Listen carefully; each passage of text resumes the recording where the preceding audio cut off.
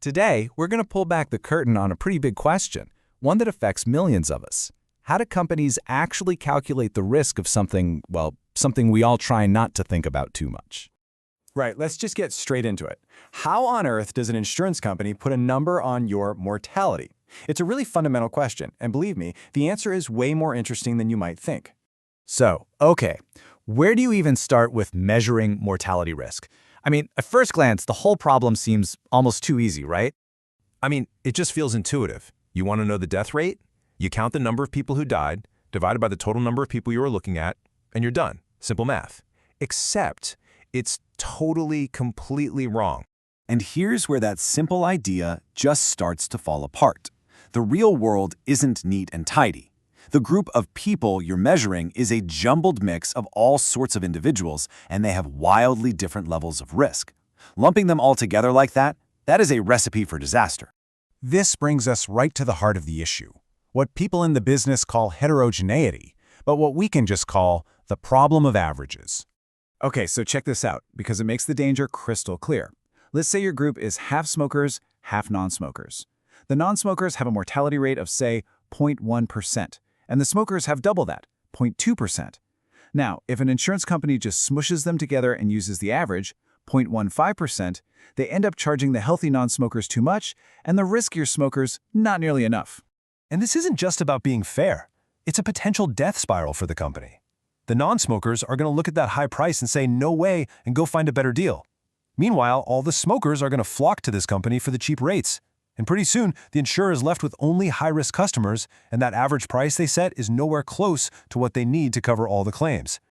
And there's a name for this whole mess: anti-selection. It's this tendency for the people who know they're high risk to be the most eager to buy insurance, especially if it's accidentally priced too low for them. Honestly, it's one of the biggest headaches an insurer has to deal with. So, if a big, sloppy average is a no-go, what's the fix?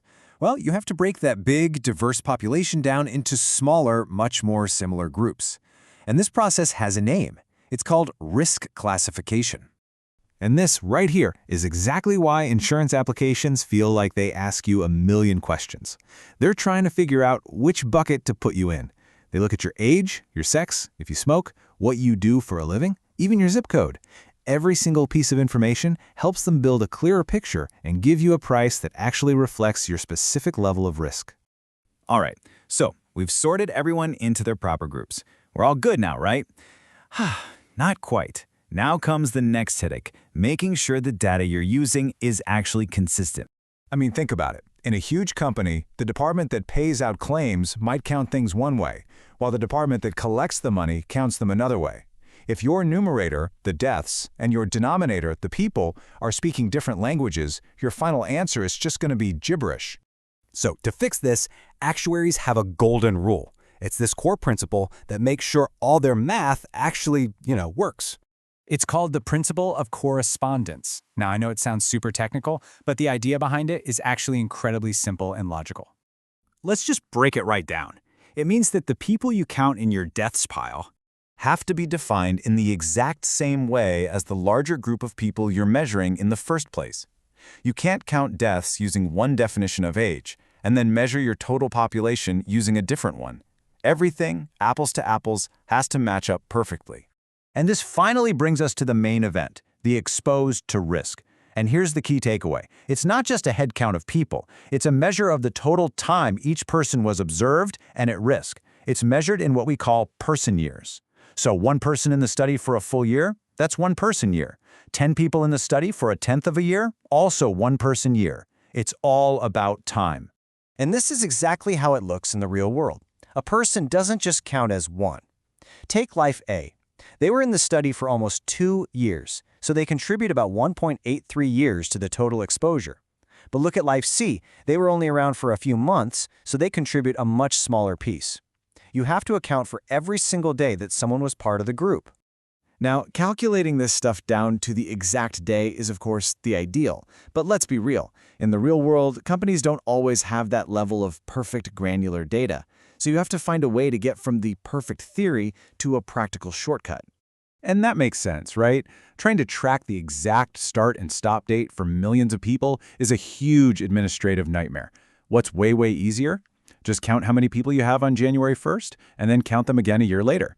So, how do you get a good estimate for the total person years when all you have are those 2 snapshots in time? Well, you use a really clever, really simple trick called the census approximation. And this is just beautiful because it's so simple. You count the number of people you have on day 1, you count the number of people you have on the last day of the year, you add those 2 numbers together, divide by 2, and bam, that average gives you a surprisingly accurate estimate of the total person years of exposure. But just when you think you've got it all nailed down, there's one last twist. It turns out that how you even define someone's age changes the answer. Look at this. If you calculate the rate for age 40 last birthday, you're actually calculating the rate for an average age of 40 and a half. But if you use age nearest birthday, you get the rate for age 40 exactly. Every tiny decision matters. So there you have it. We started with a simple idea, deaths divided by people. And we ended up wrestling with anti-selection, data rules, time, and even the definition of age itself.